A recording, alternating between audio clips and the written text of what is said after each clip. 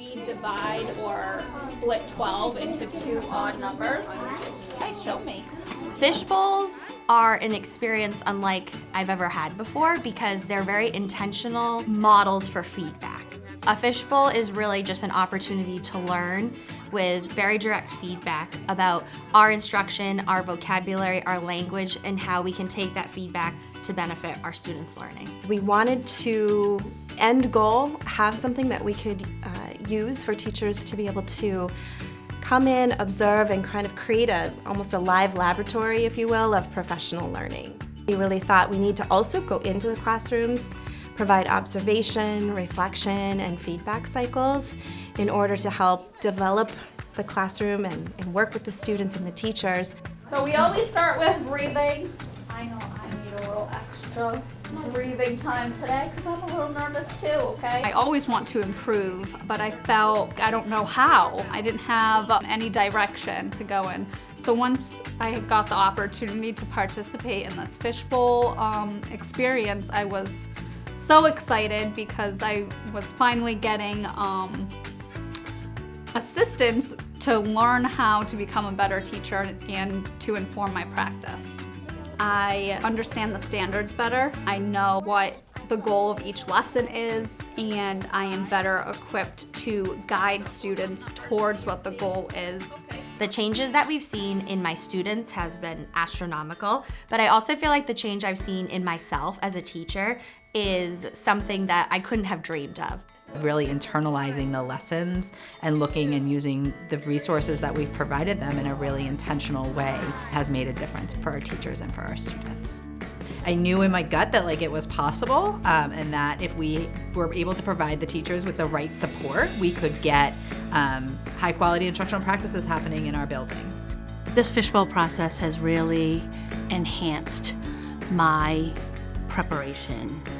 As I'm going through my lessons, I'm really thinking about what the purpose of the lesson is, what standards they address, and how my students might react. So we're here today because we're going to go into Carolyn's room in a little bit to watch her teach Unit 8, Lesson 4, which is the decomposed even and odd numbers. What I want to do before we kind of get started is give you some time to process the lesson. And so when we process the lesson in a fishbowl classroom, we look first at this overview that's in front of you on page 221. And I want you to read specifically the goals, the student learning goal, the lesson purpose, the lesson narrative. You're going to then flip ahead in the lesson and look at the lesson synthesis and the cool down. You saw a pre-brief, which happens before we go into a classroom and we do an observation. We ask our teachers 3 questions. The first question is around, what is the full understanding of this lesson? The second question is, what is the prerequisite skills, either from previous lessons or previous grade levels, that students need to show us the full understanding?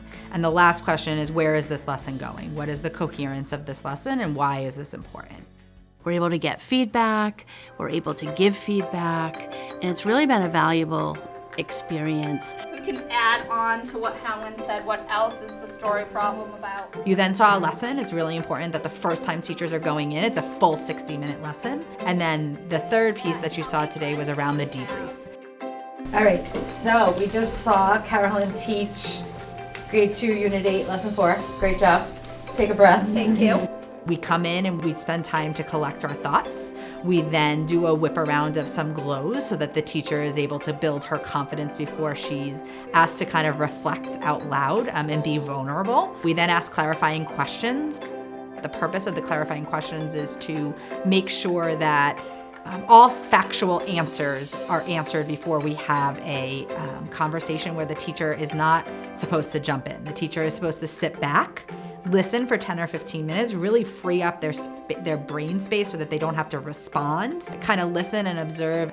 It gives teachers opportunities to learn from one another and to see progressions across the grade levels. People who are engaging in them are your peers.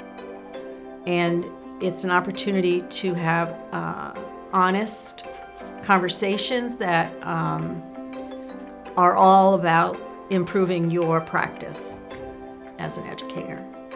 The feedback that I'm getting, I know it's not in a judgmental way. I know it's just aimed at helping me improve my instruction, and that's my goal, to be the best teacher I can be.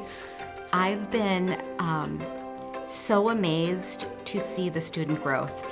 I think it feels so validating, you know, to the work we're doing when we actually see it come to fruition with student progress. I would love for all classrooms to be able to benefit from the Fishbowl experience.